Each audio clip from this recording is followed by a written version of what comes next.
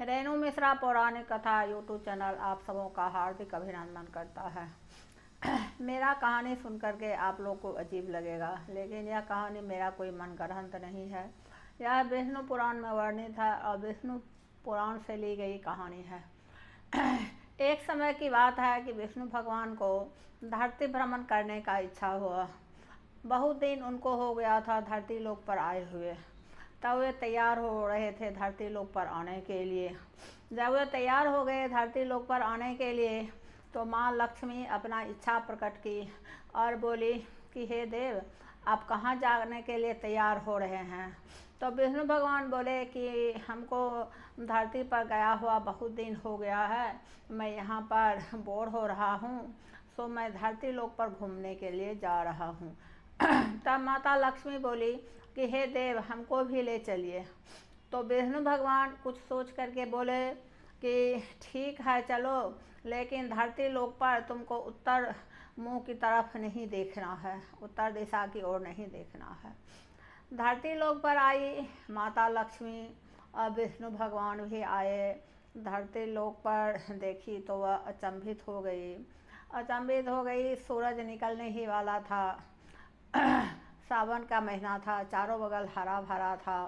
तो माँ लक्ष्मी बहुत अचंभित हो गई। वह विष्णु भगवान से जो वादा की थी कि मैं उत्तर की तरफ नहीं देखूंगी, वह वो भूल गई और चली गई। और एक माली का बहुत बड़ा बगीचा था।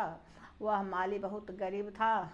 उसके बगीचा का फूल बहुत लुभावना था। माता लक्ष्मी जी जा करके और एक फूल उसमें से तोड़ ली।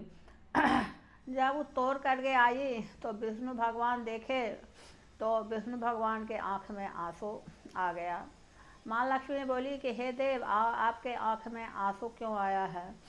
तब विष्णु भगवान बोले कि तुम तो माली से बिना पूछे ही उसका तुम फूल तोड़ ली है, या तो तुम चोरी की है। बिना पूछे किसी का कोई सामान कोई छूता है तो वह चोरी हुआ। इसका सज़ा तो तुमको भुगतना ही पड़ेगा।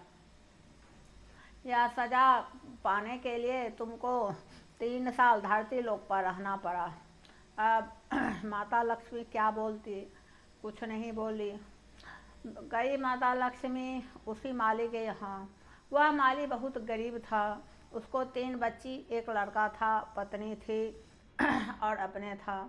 माता लक्ष्मी गई तो वह माली बोला कि हे बहन, आप कौन है।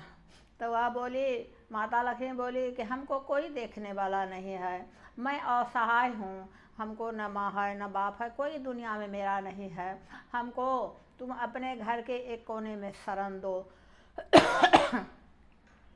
माली बोला कि हे बहन, मैं तो बहुत गरीब हूँ, मैं किसी तरह अपना जीविका चलाता हूँ, अपने पत्नी और अपने बच्चे का पालन पोषण करता हूँ।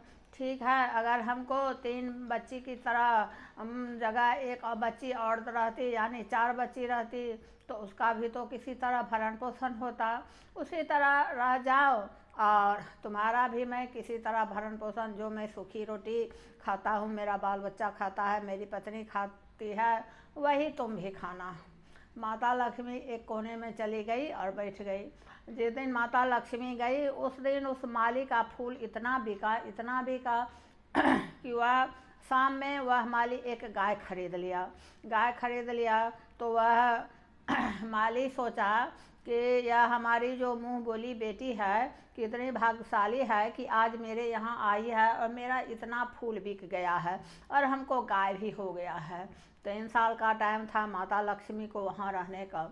जितना दिन माता लक्ष्मी रही उसका दिन दुना रात चौगुना होने लगा। मकान भी बन गया, ज़मीन जायदाद बहुत अच्छा हो गया, उसके बच्चे सब अच्छे अच्छे कपड़े पहनने लगे।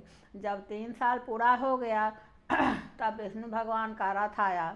तो माँ लक्ष्मी अपना सर संवर करके बाहर निकली तो माली जो था सब परिवार दौड़ पड़ा और माता लक्ष्मी का असली रूप देख करके अचंभित हो गया। वह माली माता लक्ष्मी के पैर पर गिर गया, बोला कि हे माँ, आपसे हम कितना पाप किए हैं कि आप माँ लक्ष्मी हैं और मेरे खेत में आप काम की हैं, मेरे घर में सब काम की हैं, ये कितना बड़ा पाप हम पर चढ़ा है।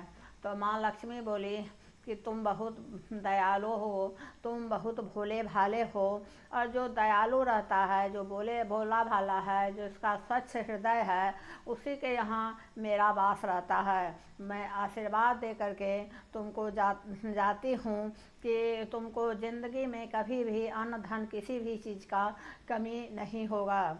और यह कहानी मेरा यह शिक्षा देती है कि किसी भी आदमी का कोई भी चीज़ बिना उससे पूछे नहीं छूना चाहिए, यह चोरी कहलाता है। अगर मेरा कहानी आपको अच्छा लगे तो मेरे चैनल को आप लोग सब्सक्राइब कीजिए, लाइक कीजिए, कमेंट कीजिए। धन्यवाद।